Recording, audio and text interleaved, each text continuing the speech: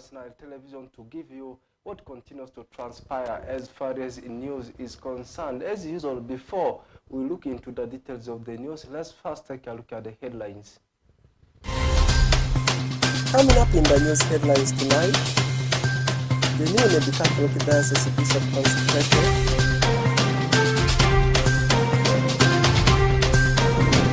People of Morocco are asked to invest in small culture.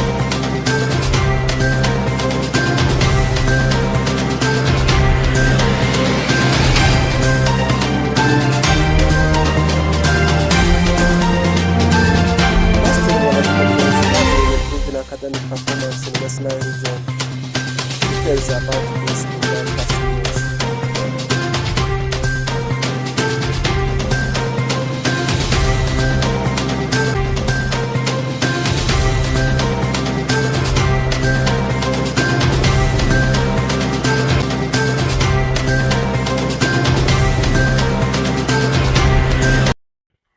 Welcome back from the headlines. Now straight into the details of the news. We are commencing from Greater Alu region, particularly from Nebi district. The new NILE Catholic Diocese Bishop, Right Reverend Constantine Rupini, has been consecrated on 22nd of Feb 2025 at NILE Catholic Diocese. The consecration brought many political leaders and Christians together to grace the occasion. Alfred Jawo compiles the story.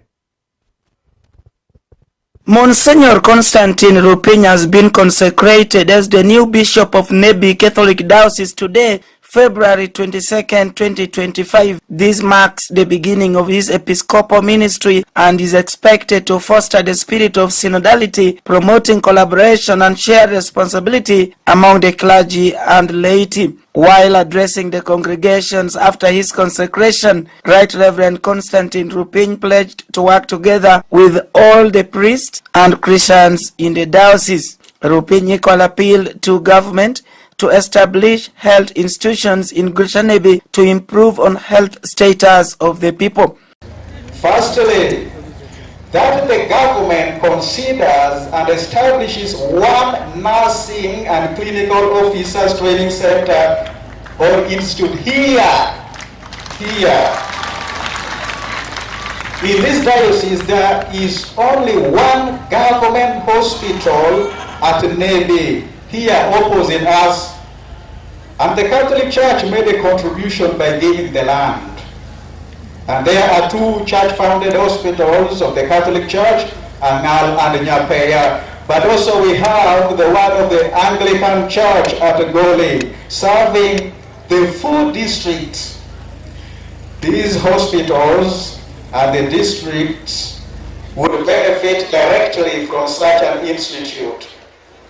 This will not only enhance the capacity of our hospitals to improve the quality of service delivery, but also have a ripple effect on the economy of the districts, where inflow of investments and funds is largely constrained. His Excellency Luigi Bianco, the Apostolic Nuncio to Uganda, said Right Reverend Rupini was appointed by Pope Francis on November 26, 2024, and has been serving as Director of Uganda Matters National Major Seminary, Alokulum. Bishop of the Trust of the Father and the Church, him to greet, congratulate the family, the mother, and all the members of his family, and to continue to pray, to invoke the Holy Spirit, to bless and to sustain his ministry in this local church.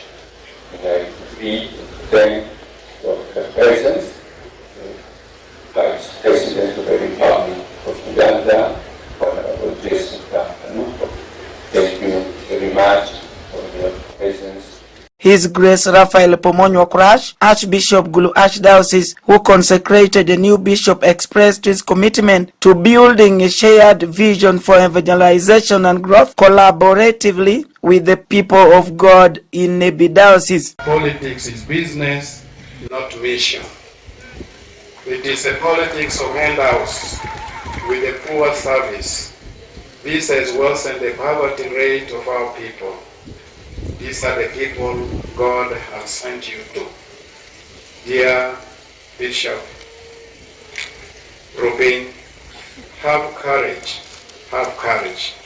Much as the people feel disoriented, pray for them and you'll know that you'll get an answer from the Lord. Jessica Alupo, the vice president, who was the chief guest, lauded the relationship between the church and the government. That government will continue working for the maintenance of peace and security in the whole of Uganda for the development of all the people. I call upon the people of Nebi Diocese to receive and support our new bishop wholeheartedly, continue working with all religious institutions, embrace unity, peace and development for all the people of God. I wish you, the new bishop, God's blessings, and I wish the congregation joyful celebrations. The consecration ceremony is a significant event for the Catholic community in Nebi, and Rupin is expected to provide spiritual guidance and leadership to the diocese. Alfred Jawok, Camilla Stansha, West Nile TV, Nilecast.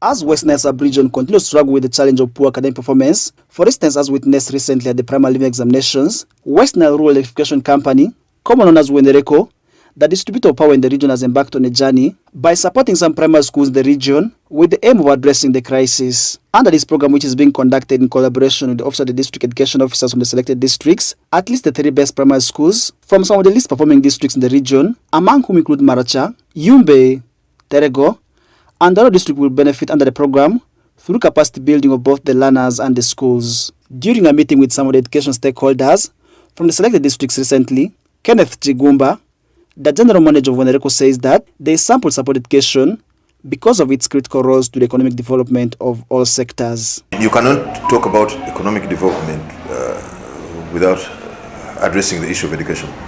Yeah. Education feeds the rest of the sectors. I mean, it's what feeds, it's an enabler to the performance or achievement of goals of the other sectors. Without it, then I think your conversation is null and void. Chigumba adds that the program targets learners at the primary level because of its critical role towards other levels of education. The education sector is wide, but we had to zero in on something within that wide sector, and we zeroed in on the primary education. Reason being, it's the segment that receives the greatest majority of learners, and it's based on this. I mean, what they have learned is what later transforms or feeds the secondary segment of the education sector, and thereafter, of course, you go to higher or tertiary education. So if you want to influence education in our analytics, we thought it best to influence the primary segment. In Maracha district, where the program was already rolled out since last year, Andruga Edward, the district education officer, acknowledges that positive results were achieved following the intervention. The intervention taken by the WENERECO definitely has an impact in our schools. The WENERECO has taken 3 schools, that's Oleba Primary School, Yiv Primary School, and all of Primary School. So assessments were given to these 3 schools, but I saw great improvement in the schools as far as performance is concerned. And also girl-child education, the performance is fairly good compared to the previous years. Dradria Charles, the Terego District Education Officer, is hopeful that the program will greatly contribute towards improving academic performance of learners in the region. We expect the number of learners who will perform well in grade 1 in those 3 schools will go up, and we shall also expect the actual grades to improve, because passing in grade 1 is aggregate 4 to 12. So we expect the aggregates of those who are going to pass will be improved towards 4, if not all 4. Learners in these selected schools will receive examination papers that will be marked and corrected by competent examiners with the aim of improving academic performance within the region. Farish Majid, reporting for West Nile TV. Nalka. Now moving to Madokolo district, people of Madokolo district are asked to embrace traditional culture. This was said during the cultural gala, which was on Saturday, 22nd of Feb 2025 at Madokolo district headquarters, where many people gathered to show their talents through traditional dance, folk songs, art and craft, storytelling, among others. Take a look at the story. General public in Madokolo are encouraged to embrace their culture. This call was passed during the third edition of Madokolo Cultural Gala on Saturday, 22nd of Feb 2025 at the district headquarters, attracting different dignitaries and cultural groups within the district and other parts of West Nile region. The different cultural groups have showed their talents and skills in traditional dance, folk songs, art and craft, storytelling, among others. Drabe Ismail, District Chairman Madokolo, says the cultural gala helps to reactivate our cultural heritage. Can we reactivate our heritage? That is how the concept of the cultural gala started, and I'm happy that my tourism officer has helped me a lot by making sure that every year we hold it. This is the beginning of a long journey, a journey of making Madokolo to appeal to every society. And this is a journey of reminding our people on how best we can live life by not dropping our previous cultures. And that's why we are trying to activate them. Meanwhile, Zahara Knight, the tourism officer for Madokolo district, highlights on the purpose of organizing the gala. The purpose of this gala, Madokolo is very much endowed with natural resources. We have rich biodiversity. We want to conserve our natural resources. Aware that the district has a reserve that sits on 166 square kilometers, and due to the introduction of the white rhinos, we needed to prepare our local communities so that we have culture as a product, a tourism product. Then conservation initiatives. You know, in Madokolo here, there's a lot of bush burning. We have cutting down of trees for charcoal. And this gala entirely is also educate the communities that we can use our own resources to make money instead of destroying them. That's another way that through this gala that we need the communities to understand that it's not only charcoal that can raise for them money. We can use our culture, that they will perform for tourists at a fee. In that, we have many groups, like 15 within the district, and the other groups from the refugee settlement, because the district is a refugee hosting. That's why you see the Dinkas around and the other tribes. So we also have a group from Noya that's under UA. That shows that we don't work in silos as a district. We work with the UA, we work with the refugees, we work with the community members. And this gala is also to increase our revenue envelope for the district. In the near future, we will host it at a fee that will help to boost the local communities around here. And of course, we still preach on our conservation initiative to see to it that we go green. Whereas Drabe Godfrey, chairperson of Madokolo Cultural Gala, laments on the reasons as to why they have invited other cultural groups from the neighboring districts. We have involved other cultural groups. We have groups from Noya, we have groups from Zombo, we have groups from Pakwach, we invited from Jumani, Moyo, Madia Ulogo. So we have across even Arua city. You can see that Lubarakari has joined us. So Lubarakari is based in Arua. So it is just the whole country that is here today. it is a uniting factor. Madokolo district is hosting refugees. You know, we have in refugee settlement we have over 30 tribes. So we involve these other ones. We want to see what can Lubara culture do that can help the Madi culture. Then intercultural relations, actually, this is why we have involved all these things. Therefore, Peter Gift, Refugee Welfare Council 3 for Rhino Kambi Refugee Settlement says, culture unites people and South Sudanese have similar culture with so many tribes in Uganda. As refugees, we believe that culture is very important. And culture is what can unite us, culture is what can educate us. We can learn a lot from culture. When you look at the people of Western Nile, the people of Western Nile have no difference with the people of Sudan, more especially the South Sudan. We are of the same culture. Historically, you'll find that many of these tribes migrated from South Sudan. And that shows that we have the same culture.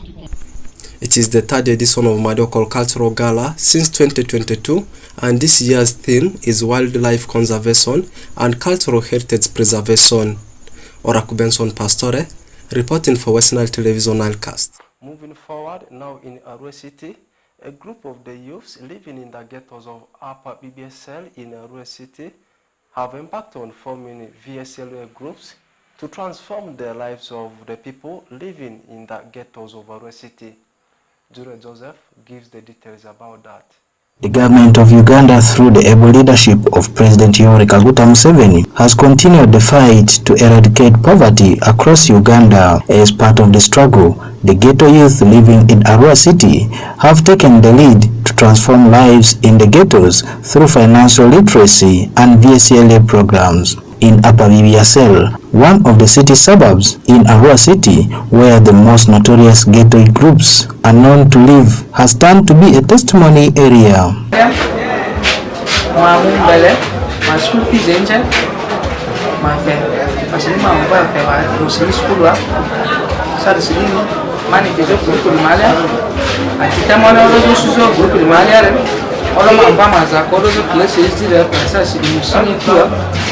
Ma sende lumbele ya rakaka ma feskulwa madini sende ya rondo. We do savings and we have our other activities such as our group business. Shepherd Dramaza, the secretary of the Ghetto Kings and Queens Savings Group, said the main target of the group's formation was for youth mindset change. One of the objectives we formed this group was for mindset change. Actually, we have changed a lot. If you see some of the members, indeed, they were doing these wrong things. But why, since as the leaders, we have convinced them to join us. They joined us, they started saving. They saved like almost 2 years. Suppose if you were to move, I can prove to you with an evidence. Some of them have already started with their businesses. With the ambition to invest and transform lives, Swale Taban, the group leader, also known as the Ghetto President, has explained the main target of the Ghetto Kings and Queens. However, Taban has raised concerns over the low response of government to empower the ghetto youth, especially in West Nile. We have been planning to open a very big bakery in the city. Since the funds we are having is not enough, we now take that business of sewing machine, of tailoring as a priority. We are now outside there when they are skilling people 300. For us here, our target is not man, our target is to change the community. Ivan Sukuru, the local council one chairperson of BBSL, has called upon the government and other partners to offer sustainable skills to empower these youth, more than giving financial support, which may not be highly effective. He also asked the government to give out startup kits after the training. Wanted the government to support us with some training, maybe like welding, carpentry. We wanted this kind of things to come in, because if we were to give money, this money will not be sustained. We want something which, if government gives support in, government should also see the value of money. The value of money you see from where? From training these boys. Let's training them, we sustain them. And the other thing is that there are so many who are trained also. They are trained but they are not given the materials and they have gone back. If youths are trained, let them be given the machines so that they continue exercising what they are trained for. The Ghetto Kings and Queens group has since embarked on a journey to transform lives in the community after they were identified and trained in different life skills and financial literacy by Seford and Care International. Joseph Chura reporting. Moving back to Alu region, Nebi Catholic Diocese celebrates 29th diocesan anniversary on Sunday, 23rd of February 2025 at Nebi Cathedral Parish. This celebration marks 29 years of faith growth and service to the community since 1996, when it became a diocese under the first Bishop Emeritus John Baptist Odama. Alfred Jawok reports about that. Nebi Catholic Diocese is celebrating its 29th diocesan anniversary, marking 29 years of faith, growth and service to the community since 1996, when it became a diocese under the first Bishop Emeritus John Baptist Odama. This milestone is a testament to the dedication and commitment of the clergy, religious and laity who have worked tirelessly to build and nurture the diocese. During the celebration on Sunday, 23rd Feb 2025 at Nebi Cathedral Parish, the newly consecrated Bishop Monsignor Constantine Rupin said the anniversary celebration is an opportunity for the faithful to come together, reflect on their journey and express gratitude for the blessings they have received.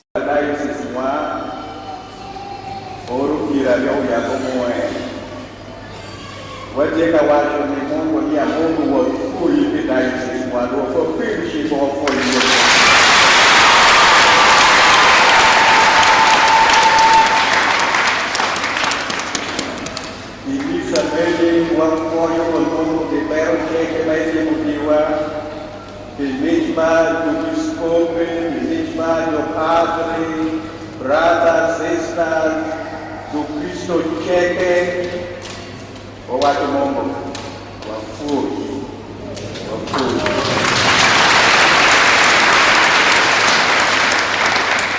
Kare mas, wan watu maber, kini na Mungu na mino, newa watu Mungu, forth back world de cheque pare, wanu wasiduruti.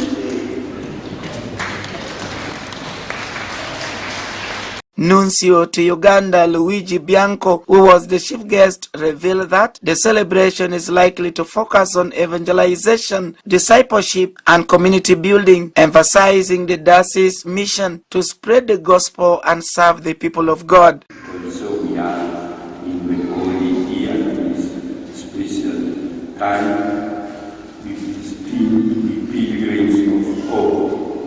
Our hope Christ is the hope, because he loved the lands and he offered his life on the cross for the forgiveness and resurrection of all the humanity in God. And also we are invited to be witnesses of hope in the different situations where we are. As you know, it is 10 days that the Holy Father is hospitalized in Rome, and for the Church is invited to offer personal prayers for his health, his recovery, and in this way to continue his work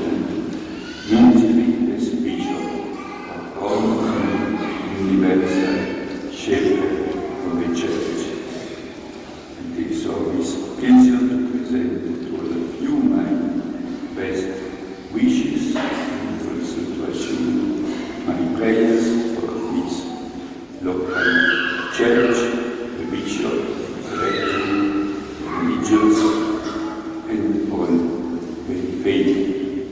Thank you for your participation. God bless you. The celebration attracted hundreds of faithful, notably Maurice Manano, Principal Accountant, Minister of Foreign Affairs, Gilbert Kermondo, Chief Government Valuer, Catherine Akuma Venjina, Member of Parliament for Older Persons, Northern Uganda, Vincent Okaba, Executive Director of Global Oils Uganda Limited, among others. This celebration will be a time of joy, renewal, and spiritual growth for all. Alfred Jawok, Camilla Stansha, West Nile TV, Nilecast. Moving to Arua City, at least 18 suspects are arrested for public smoking in Arua City after the operation that took place on Friday night, and they were detained at Arua City Central Police Station for further investigation and management. Take a look at the story. 18 suspects of substance abuse in the sector of cigarettes, more especially shisha smokers, were arrested in Arua City and detained at Arua City Central Police Station for further investigation and management. The operation took place on Friday night, 20th of Feb 2025, through the efforts of Ministry of Health in collaboration with the security officers of Arua City, in which different places within Arua City have been covered. Patience Butesi, Senior Program Officer for Mental Health in the sector of tobacco, highlights on the purpose of carrying out the operation. We came here to support Arua City to get rid of smoking in public places. Uganda as a country has a law on tobacco control, and in that law we are told that we should not smoke in public places, and public places include bars, restaurants, schools, churches, hospitals, and all those places where people gather. That if you have to smoke, you go at least 50 meters away from these places. The law also says that we should not display tobacco products like cigarettes in shelves. But as it were, in Uganda we have many people who are smoking in public places, and among them are those who smoke shisha. Shisha in itself is a banned product. You're not supposed to import, to sell, or use any shisha products. We moved around Arua City and we found people who are smoking in public. We found people who are using shisha, and with the help of Arua Police, we arrested some of them. Right now they're in the custody of police. Meanwhile, Asia Collins, Superintendent of Police for West Nile Region, narrates more about the operation. We carried out the operation, especially on tobacco control. Our team with the Ministry of Health and the Arua City Health team went to Caravan, Bamboo, Jamster, and in total we have 18 suspects currently detained at Arua CPS for further management. And the operation is going to continue. This is not the first time we are doing this kind of operation. At the moment, we have the substance for shisha, even the different type of cigarettes, which are contraband. And then we also have shisha pots, and then shisha sticks. They are with the police currently for further management. We are working together with all different stakeholders to see that Arua City and its surrounding are free from public smoking. We also encouraging the people of West Nile, especially those on the street, to stop smoking in the public. Whereas upon Godfrey, Arua City Health Inspector advises the hospitality industry to desist from keeping cigarettes in their facilities. My main message is going to especially the hospitality industry, those who have lodging facilities, those who have general accommodation facilities. Let's desist from putting these tobacco products in our facility because we risk the health of our clients. The customers who come to sleep in our hotels, in our guest houses and so on are exposed. Therefore, latest health management information system surveillance report on substance abuse indicates that the highest consumption rate is in the Central region, which is 39%, Northern region stands at 24.2%, Eastern region stands at 20%, then Western stands at 17%. Oraku Benson Pastore, reporting for West Nile Television Nilecast. That last story from Arua City concludes today's edition of Nilecast News. It has been me, Oraku Benson Pastore. Have the best of your times.